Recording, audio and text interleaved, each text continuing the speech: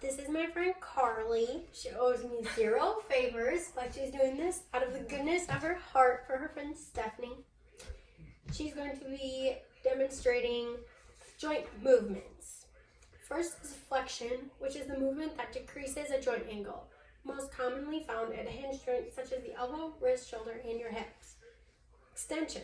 This is a movement that straightens a joint and thus returns a body part to 0 position. This is found when you're straightening your elbow, wrist, or knee.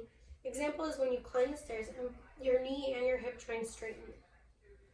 Abduction is moving a body part away from your midline, such as raising your arms to the side.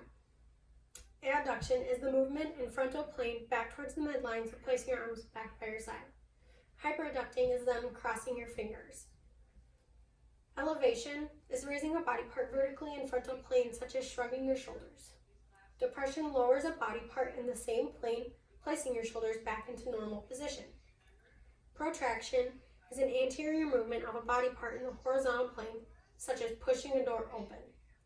Retraction is then when your shoulders return to a resting position. An example of using repeated protraction and retraction would be bench pressing. Circumduction is when one end of an appendage remains fairly stationary while the other end makes a circular motion. A baseball player throwing a pitch would be an example of this.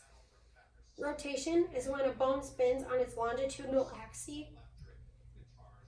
Supination is when you are turning your palm to face upward.